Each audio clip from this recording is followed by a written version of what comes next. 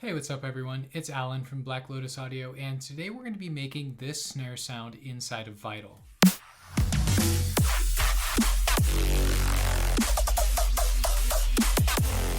Alright guys, so after making all the drums for Horizon, I decided it would be a good idea to make a snare tutorial that covers how to make snares, how to post-process them, and use layering in order to get a really full sound.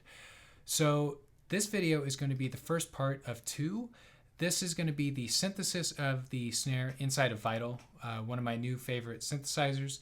And so this is just going to be a really quick video going over some of the basics. And then in the next video, we'll do all the post-processing and layering and the fun stuff, really. So let's just get into it. The first thing I'd like to talk about is my setup. The way I make drums is I have a MIDI track with whatever synthesizer I'm using, in this case Vital, on it. And then I have a MIDI clip playing F#2 on here in this case. And this matches up to the fundamental frequency of the snare that I'm referencing, which is this one from Horizon Drums. And then I have an audio track, which is just receiving the audio from the track with Vital on it, right? So what this does is this allows us to resample and check things visually as we go along creating our drums. So inside of Vital now, I'll just go ahead and initialize this again out of habit. And we'll just do some basic shapes. We'll use our sine. Go ahead and drag LFO1 onto the level and make sure you're modulating that all the way up. I'm going to turn the phase randomization in oscillator 1 all the way down to 0 so that we get a nice consistent phase. And then I'm going to draw this kind of shape in LFO1, set the mode to envelope, set the rate to 1/4, and turn off smoothing. You won't want smoothing on when you're making drums. Now this shape represents the body of our snare. So this is going to set this as 100% amplitude and then fades off into the tail. And if we resample that out, that's exactly what we see. 100% amplitude, fade into the tail. But this doesn't sound like a snare at all, so let's get some pitch modulation going.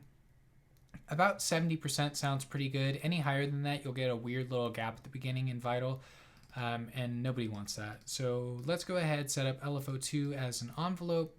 We'll set the rate pretty quick. How about like 1/32? Turn off smoothing, and we get something like that, which is pretty close to the transient of our target snare. I am going to turn, why is that weird? What do we got here? Let's mess with this a little bit. We're going to change that to like 65 maybe. And okay, that's pretty close to our reference, so we'll go with that. The next thing we're going to want to do is add some white noise using the sampler in Vital. We'll take LFO3, drag that onto the level, make sure the level's all the way down and it's being modulated all the way up. And we're going to draw a really sharp spike, something like that. Set the mode to envelope, and we're going to set the rate to 1/8, smoothing off, of course. I said 1/8. And there we go. Now we have some noise in our transient. Things are starting to sound nice. And we just need our tail. And one reason I like using Vital or Serum for snares is that we can just double click and now we have our snare. So that's the quick down and dirty on how to get snares inside of Vital. These shapes, if you adjust them and then resample after you change each one, it becomes really obvious what they do and how they affect the sound.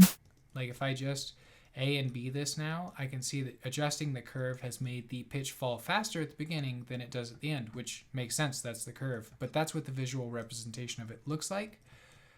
So yeah, play with the curves and keep on resampling out. That's my biggest tip for you, is to always be resampling when you make drums. Now, like I said, we're going to be doing all the post-processing and layering in a second video, which will be out soon. And I'll put the link to that video in the description.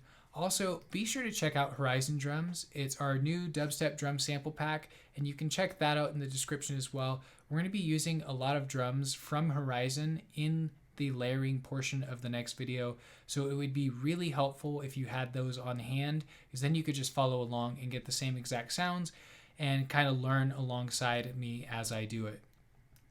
So I appreciate you guys watching. I hope you learned something. I know this has been extremely quick, but snares and drums are really not that hard when you just take it step by step. If you have any questions or you get stuck anywhere, feel free to leave those in the comments below and I will personally respond to each and every one. I hope you guys have a great rest of your day and take care.